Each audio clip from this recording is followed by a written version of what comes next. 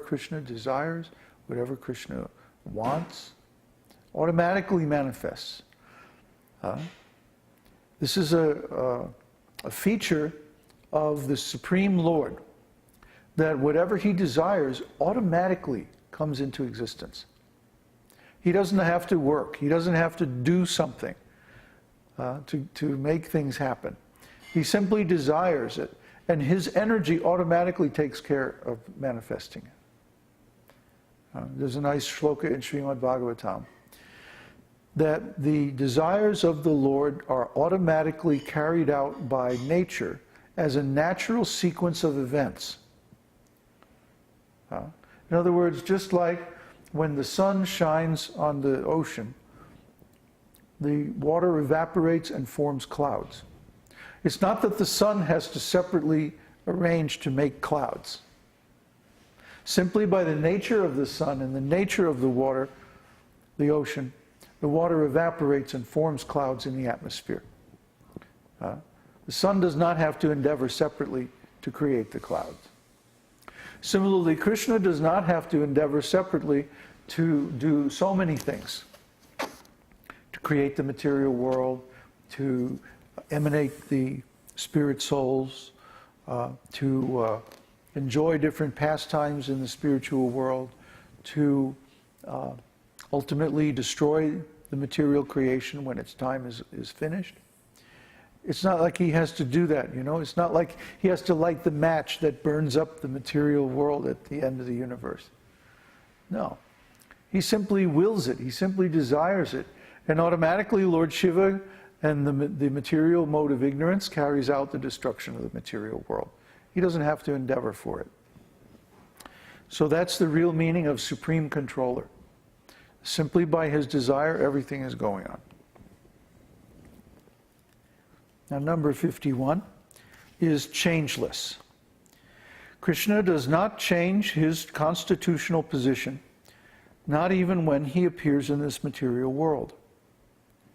Ordinary living entities have their constitutional spiritual position covered.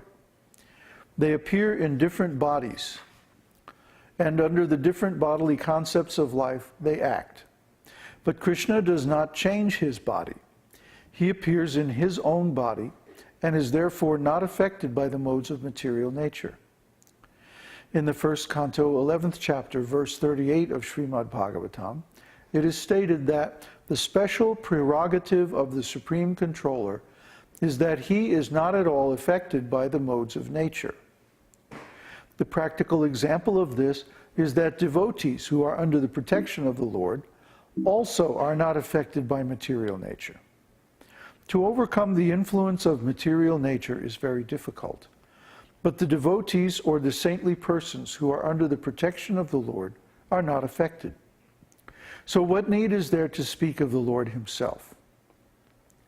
To be more clear, although the Lord sometimes appears in this material world, he has nothing to do with the modes of material nature, and he acts with full independence in his transcendental position. This is the special quality of the Lord. For example, our devotional process requires that we observe 4 regulative principles.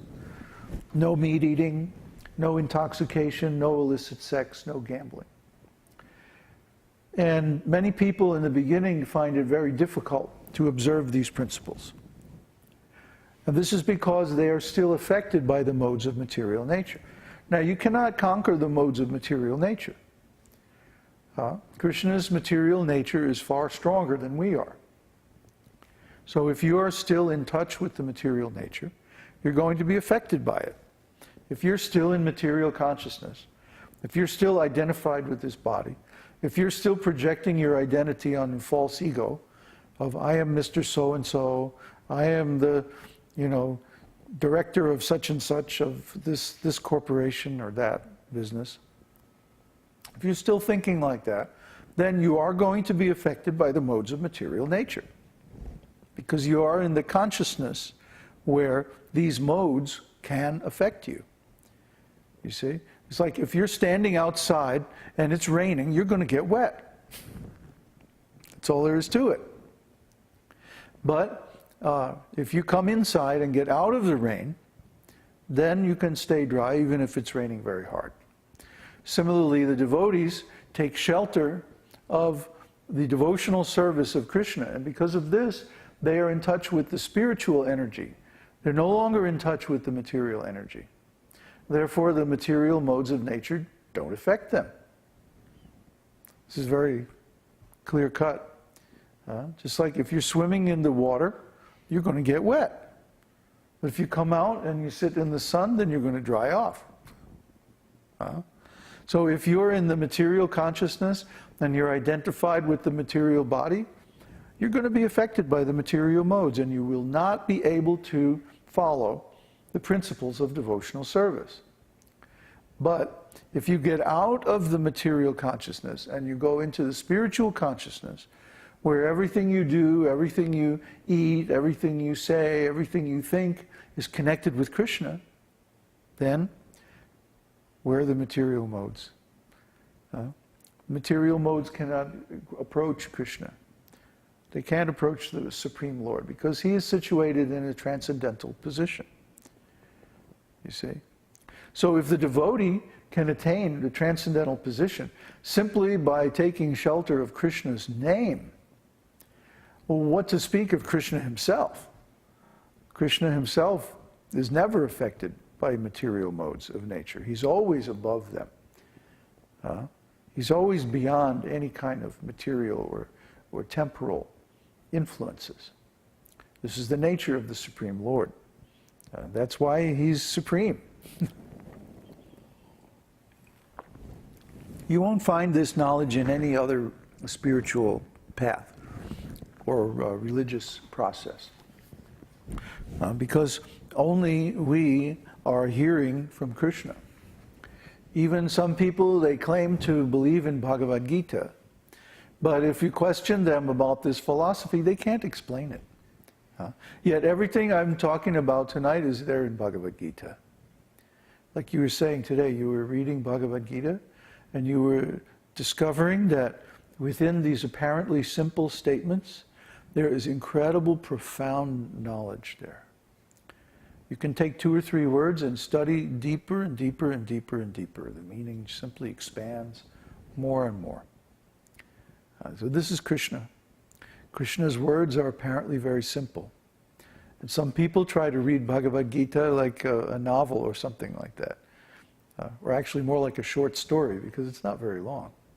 But within each and every word are volumes of meaning. And that's the specific qualification of Krishna's words. When Krishna speaks, everything he says is extremely profound, although it may seem very simple. So Krishna is supreme also in knowledge. And when he speaks, his words have the deepest knowledge, the deepest meaning. Because, number 52, Krishna is all-cognizant. Any person who can understand the feelings of all persons and incidents in all places at all times is called all-cognizant.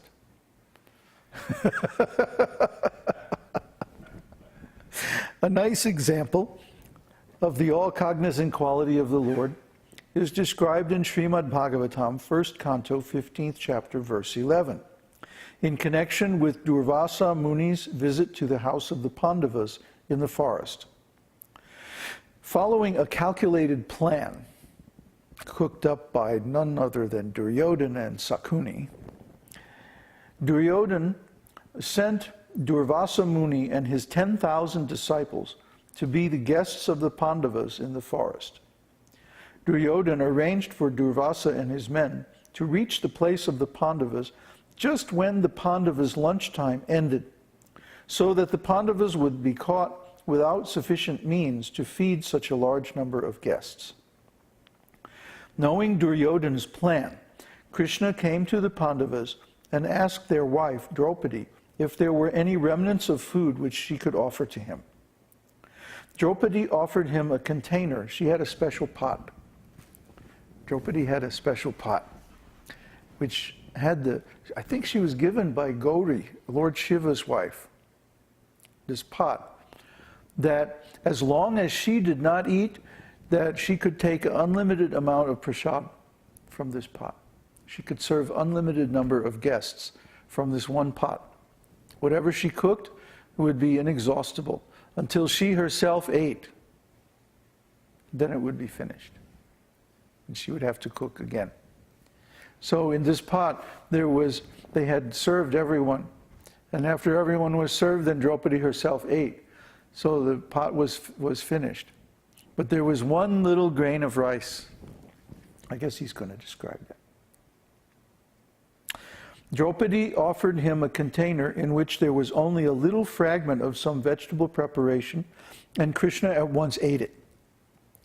At that moment, all of the sages accompanying Durvasya were taking bath in the river,